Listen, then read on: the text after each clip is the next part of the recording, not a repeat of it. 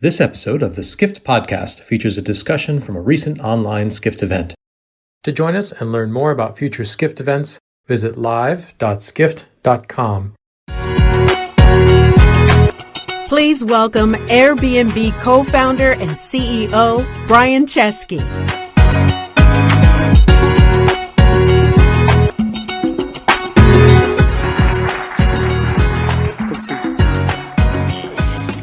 Thank you, Brian, for being here. I hear this is your first in-person event you're doing since the pandemic. Yeah, probably 2 years. Wow. Thank you again. Before this. I appreciate it. And obviously you've been in New York, I think, for the last few days as well. Doing a little press. You have been talking about travel revolution. Yeah. So one of the things that you and I were talking about yesterday was many of the speakers that are going to come over the next 2 days have said that the travel industry is coming back and a lot of things will remain the same. You're saying, and you've been saying, I think, from the start of this pandemic, that the travel industry is completely changing. And now you're saying it's in for a revolution. So talk about what you mean by that. Yeah, I think that travel as we know it is never coming back, and there's a whole new game. And I think it's a good thing. I don't want to explain what it's going to look like, what I think it's going to look like. Before the pandemic, we used to live in one place. We called that our house. We went to another place to work, called that the office, and we traveled to a third place.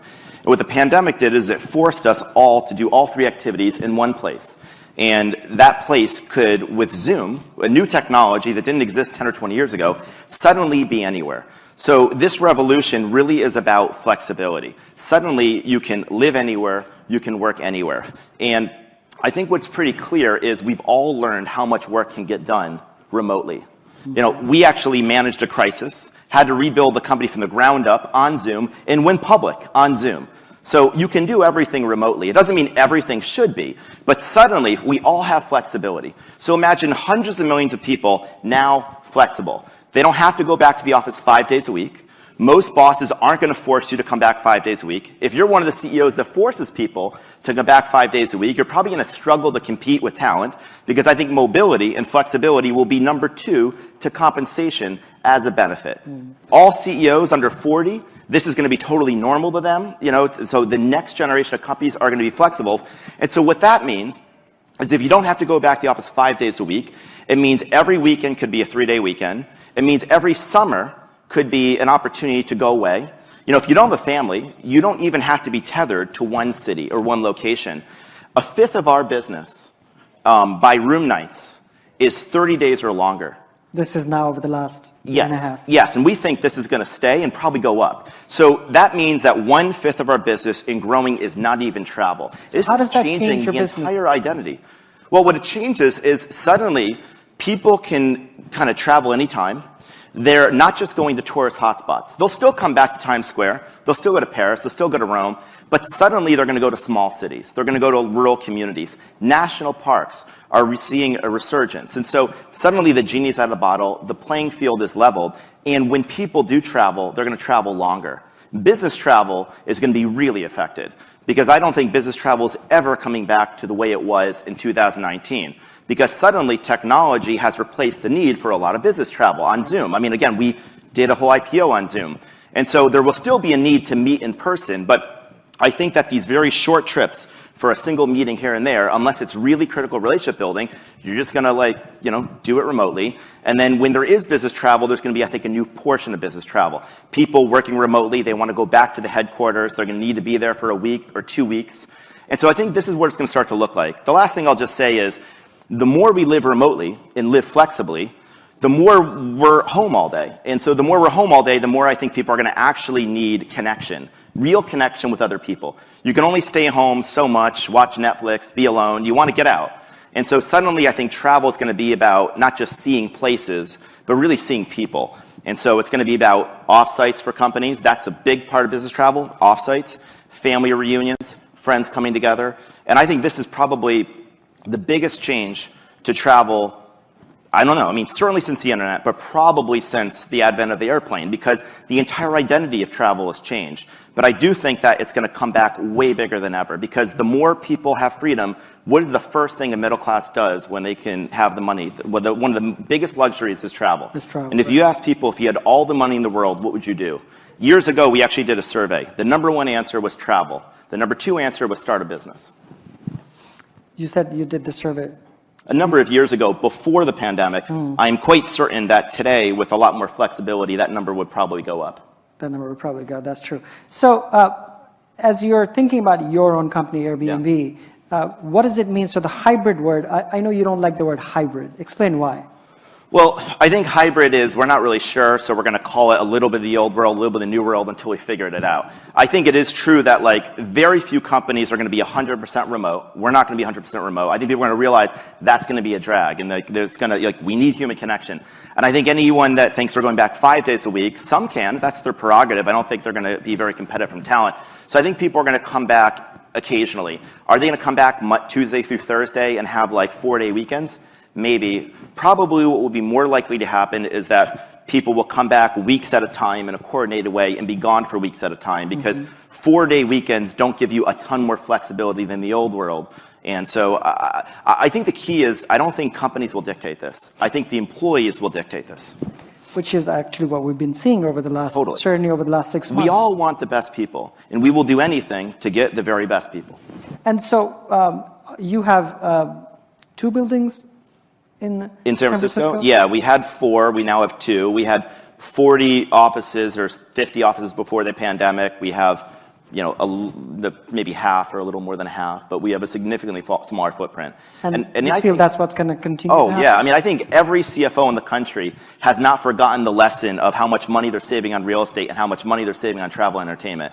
And they'll spend more, but who wants to go back to 100%? I mean, a lot of businesses and a lot of P&Ls have gotten used to reducing expenses. So I don't think it's all coming back 100%. But I do think that it doesn't mean travel's coming back. I think, again, the less people travel for business, the more I think they travel for leisure. I think it's a little bit of a shift. And business and leisure probably will blur together anyway. I mean, when your home is your office, they're kind of blurring anyway. And one of the things that happened over the last 18 months is obviously domestic tourism boomed, right? People within drive distance. Yeah. How do we continue this boom? Obviously, now we saw the news yesterday that international borders are opening up. I'm guessing your bookings are going up, or you've at least seen since yesterday.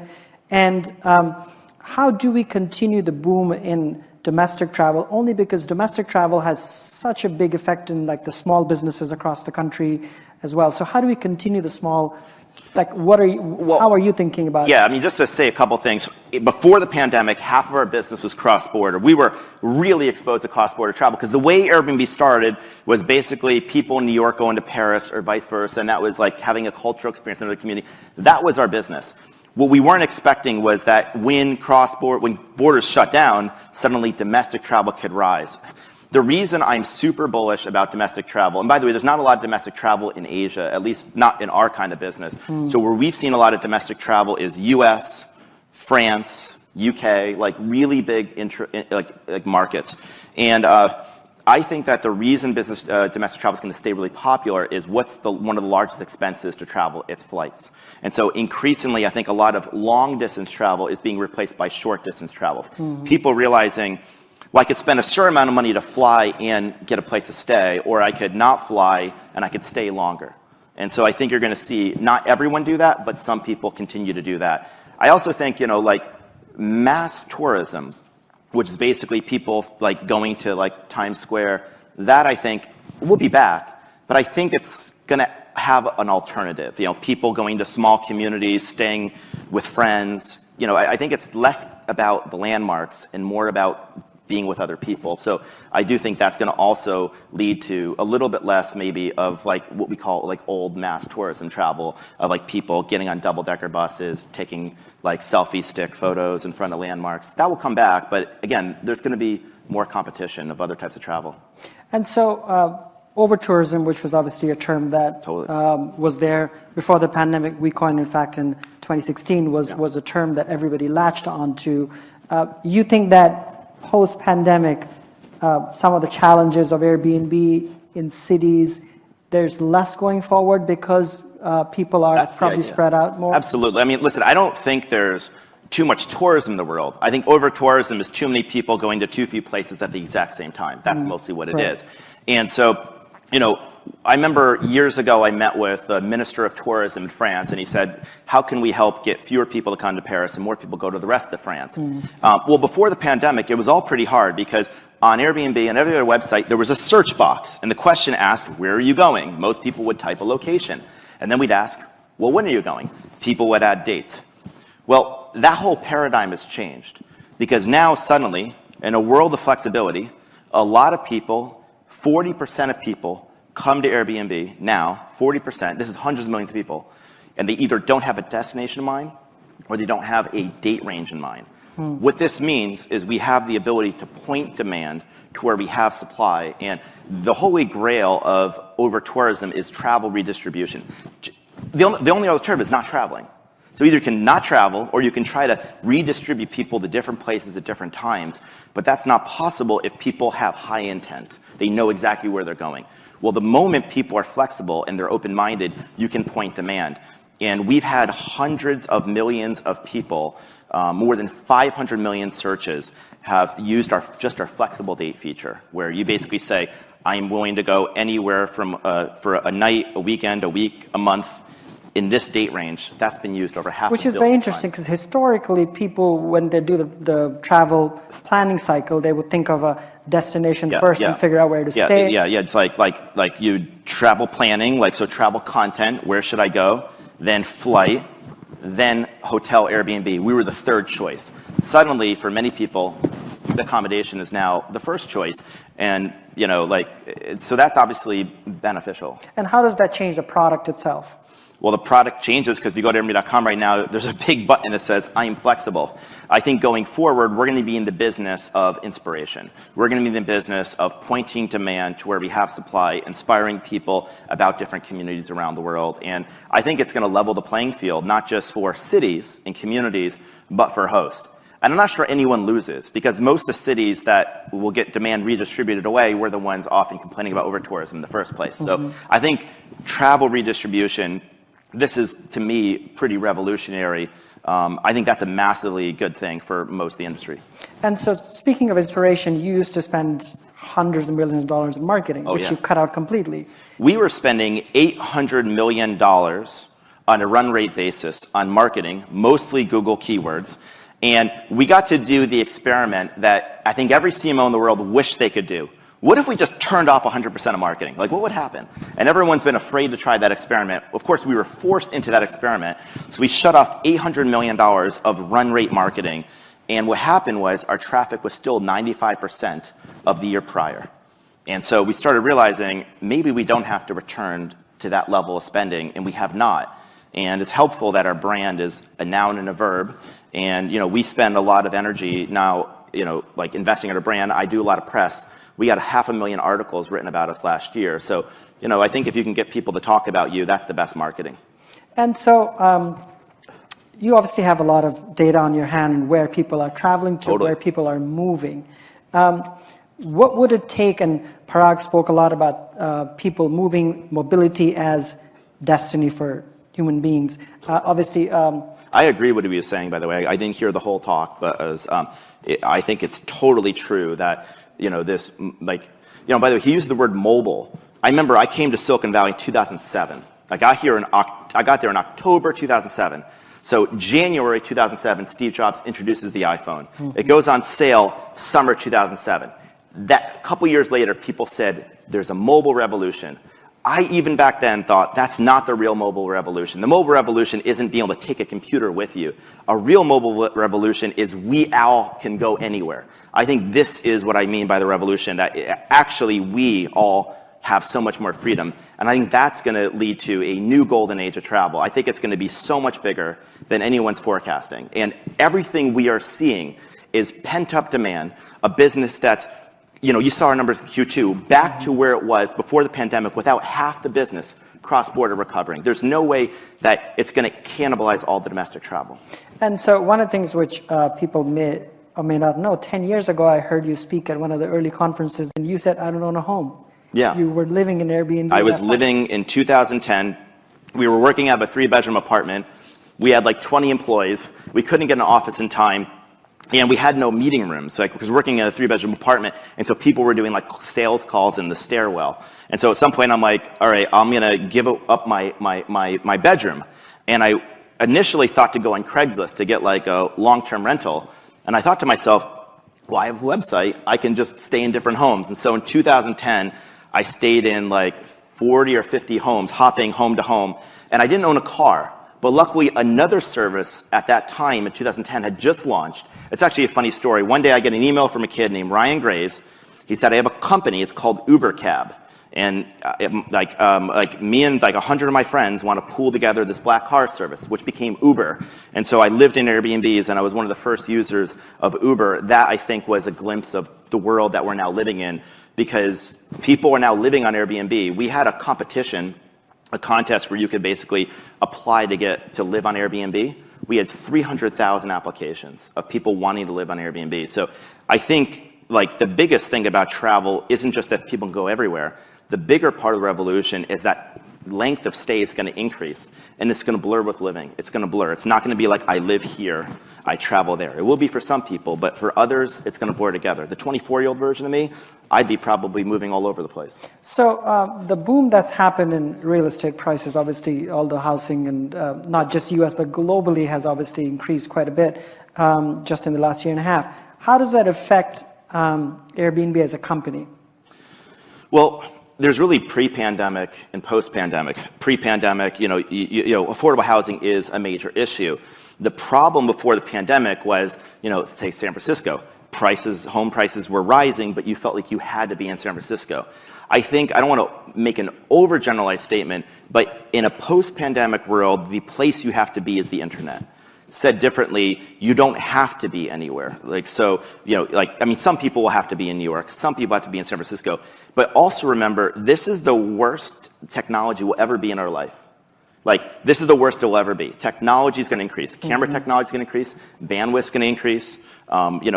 Behaviors are going to become completely habitual. And so that basically means that I think people are going to live, they're going to migrate to where more affordable housing is. And we are seeing this right now on Airbnb. Where there's a really good deal, people are moving. So they're going to the corridors of cities. Last year, we had more people stay in upstate New York than New York City on Airbnb. Now that's going to reverse, right. But it did show you that people were looking for a cheaper place to live with more land. So so if you are talking to the city mayors, for instance, which I'm sure you do, or at least they want to talk to you. I'll tell you what I told the mayor of a really big city. I won't say which one, but there were a number of people leaving their city, and they asked my advice. I said, I'm not sure I have that much advice to you, but I'll tell you this. Before the pandemic, most of the people in your city felt like they had to live in your city to work. Now, they're like customers, like our customers, and you got to compete with them, like every other city has to, and they have choice. And so that's the major difference now. Mayors should think of their citizens as customers who have choices, because this era of mobility and being untethered means that you're going to have hundreds of millions of people that suddenly can go anywhere to live. And so let's talk about a little bit aligned to that, climate change and your sense of what it means for you as well as the company itself and the world in general, as you're thinking about the next 10 years. So let me give you an example. Miami, the hottest city in US, the hottest as, and people are moving to it. They obviously have a lot, I'm sure the Airbnbs in Miami are probably the most expensive right now, probably. It's a city that may not exist in 25 years. Right? Or at least parts of that city may not exist in 20, 25 years. As you think about Airbnb, how are you wrapping your head around climate change, and what does it mean to you, and how do you want to see this move from here? Well, I think that I think climate change is probably one of a couple of the great challenges of our time. I'll get to the other one in a second, but I think climate change is one of the great challenges of our time. And again, I don't think there's a over-tourism problem in the world. There is probably a problem of too many people going to too few places at the same time. There may also be a problem of too many people going too far of a distance for too short of a time. So nothing wrong with getting on a plane, going from here to here, But if you're going to go there, make the destination count, maybe stay longer. And if you don't need to get on a plane, maybe drive, do a drive-by destination. And so that's one of the things that we're thinking about, like partnering with cities. And I don't think this forebodes anything negative for airlines. I think airlines are going to do better than they ever have. I think the whole travel industry is going to do so much better than even most travel proponents are saying. I think everyone's underestimating vastly the upside of travel. And again, remember, we have like some of the most data in the world, so this is what we're seeing. But I also think like, our model is pretty adaptable. So wherever travel migrates to, we have nearly every type of space and nearly every type of community and nearly every price point, so we'll be able to adapt. But the one thing I'll just say is, I think climate change is one of the great crises of our time. I think there's another crisis that will be of probably equal significance, and I think that's the loneliness and isolation crisis. It's a crisis of despair. I think so much division, hate, depression, anxiety, so many of these problems are problems of loneliness. And I think if we weren't already in a crisis of loneliness before the pandemic, we are absolutely now in a crisis of loneliness. And I think the problem is the pandemic has removed a lot of physical spaces. Physical stores have been shifted to Amazon. The office is becoming your home office. There's a lot of benefit to that. The world is more efficient. It moves faster. The problem is physical communities becoming virtual communities. There's a huge gap. And so I think we in the travel industry and the tech industry have to make sure that we're part of the solution, not the problem. Because the promise of travel is freedom and flexibility. The downside is, when you can hire people from anywhere, people could get left behind. And you're going to have this huge issue of loneliness and isolation. And so I think designing for new ways to bring people together in the physical world is going to be critical. And this is one of the things that we're trying to really think a lot about. And so would you think that programming, in the larger sense of the word, as in creative programming, is part of Airbnb's future? Meaning you say creative programming? Meaning trying to figure out ways to get people together. Oh, 100%. I mean, why are we traveling otherwise? I mean, you can travel to see something. You can travel to walk through the wilderness. But I think travel has always been about the community and the people. I mean, the word tourism, we were talking about etymologies of words. The word travel comes from, I believe, the word travail, which means a painful or arduous journey. The word tourism, to my knowledge, is rooted in Grand Tour. Grand Tour were these aristocrats that would go to and study painting and live in the community in Paris. And somehow studying painting in Paris became looking at a painting behind glass. So my optimistic view is that suddenly travel is going to be much more about friendship, connection, bringing people together. And I think all of us in the industry, if we want to be in the business travel game, let's be in the game of bringing employees together because they're otherwise isolated. If we want to be in the business of bringing people together, let's, instead of being sightseeing, it's people seeing. So in terms of, I want to talk a little bit about Silicon Valley. We only have 4 minutes left, but there's the last 2 years and the last 5 years has Silicon Valley's brand or tech companies' brands have gone down in terms of reputation itself. Do you see that changing? Are you seeing that change? Are companies that are disruptive to the extreme, do they have a better sense of how to bring everybody along? I mean, I think it's hard for me to speak for every company. I mean, I see that changing if companies change. When I came to Silicon Valley, the word technology in 2007 may as well have been a dictionary definition for the word good. YouTube was for cat videos, and Facebook was a way to see what your friend's doing, and Twitter was a way to say I'm drinking a milkshake. It all seemed wonderful and innocent. I think we all thought that technology was progress, and any new technology was a step forward humanity, hence making the world a better place. I think the problem is we all learned a different lesson. When you build a platform, you unleash technology, and hundreds of millions of people use it, and I learned this the hard way. Your product is used for unintended consequences. And I think what we've all had to reconcile in the technology industry is that we have more responsibility than we probably thought we did 10 years ago. And technology isn't per se inherently good or bad. It's probably good on balance, but it can be designed for good or designed for bad. And so I think all of us have to design with multiple stakeholders in mind, not just investors, but customers, the communities we live in. And so I'm optimistic. I think the tech industry is got more noble intentions than maybe the world thinks, but we were much slower than we should have been as an industry. And I think, like, I always thought, like, if you're a little behind, it takes you years to catch up, right? So if you're like a little behind the 8 ball, suddenly you get a reputation. Now that reputation dogs you for years. And so I think we're in a hole, and we're going to be in it for a long time. Let me ask you this completely different question. A lot of what Skift has covered in the last, let's say, 2 years is subscription model coming into travel. Some of the companies, TripAdvisor CEO is going to speak as well, a bunch of other companies. Why isn't there an Airbnb subscription service? Why isn't there yet? I don't know. Yes. Or loyalty program. Why isn't there yet? Well, we've had our hands full the last 18 months. Yes. So I thought we were going to do one, and then I wasn't expecting last March. I mean, last March, we were preparing to go public. And all of a sudden, in 8 weeks, we lost 80% of our business. It's like a Mack truck going 80 miles an hour and slamming on the brakes.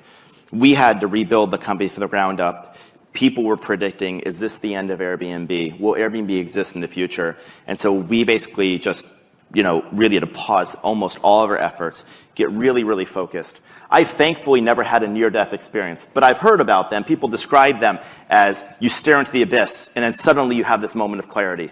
Well, it felt like I had a near-business death experience. And in that moment, I had a lot of clarity, and the clarity was we need to get back to what made Airbnb really special, back to the roots of human connection, of empowering hosts. So that's what we've been focused on, but never say never in the future. So you think subscription model could work in, I'm not saying Airbnb, what about travel in general? Do you think a flat fee where people are able to use? I think anything that's used frequently, a subscription model works.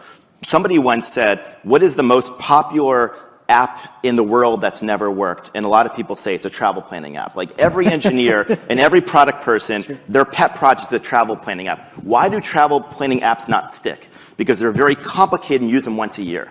That's a bad combination. You need to have something that's used frequently, and to be a travel service used frequently, you need really, really big scale. Or you need to be something that's relevant to people's daily lives. That's hard in an infrequent business, but if you can solve either the scale problem or the frequency problem, you have a great subscription product. Okay, so you heard it here first. It's coming. He's not saying that, but I hope it does, because I've been using I use Airbnb, I think, at least once a month. There you go. You'd be a good candidate for I would love to do that. This is my last question. Yeah, This is sure. my favorite question of all, which I'm going to ask, I think, every speaker I speak to. Why isn't the travel industry more aware of families traveling? It seems like there's so many things in this industry that are not designed with keeping families in mind. And how do you think Airbnb is thinking about that? Well, I mean, Airbnb, I definitely am not the best person to comment on the travel industry because I never worked in the travel industry, and I didn't even travel very much before I started Airbnb. I mean, I grew up in upstate New York in Albany. My parents are both social workers, and I traveled once a year because my mom was a social worker. She'd get to a conference, and we'd kind of freeload. And so we'd stay in her hotel and freeload. So I don't know a lot about travel. I do think the travel industry has probably been really focused on business travel. I do think a bigger opportunity in the next 10 years for everyone is family travel. And I think, even people with families, they can't be totally untethered, but most of their kids are only in school 180 days a year. The other 185 days a year, they can travel, a lot of them. And so I think that family travel is one of the great opportunities, and it's benefited us. I mean, why did our average daily rate go up? Our unit economics improved, in part because people started spending more money per night on Airbnb. Why did they do that? Because they were booking larger homes. Well, who are booking larger homes? Families and groups. And I think family travel will boom. And I think the other thing is going to boom is basically multiple families traveling together or friend groups traveling together, because living in a house by yourself, when you can't even go to an office, is a pretty isolating life. But if you could be around your friends and you all flexibility, that's a pretty big opportunity as well. And this is really exciting. So I think we're out of time. Thank you again, Brian. Thank you very much for having me. I'm sure we can go on for the whole evening. Oh, of course. And if you have time, I'm sure you would love to see the hotel. I know you have been liking the hotel so far. Well, thank you very much. Thank you, everyone. Thank you, everyone. Thank you, Brian. Thank you, Brian. Appreciate it. Oh, good to see you. Okay, so with that ends the evening, and then we have full 2 days ahead. Am I supposed to make some announcement for the rest of the evening? Are we going out on the tarmac, right? We're going out on the tarmac? We're going out on the tarmac. That's where the drinks are. I know we can take off our masks there as well and see each other's faces as well for the first time. All right. Thank you again, everyone. See you tomorrow morning.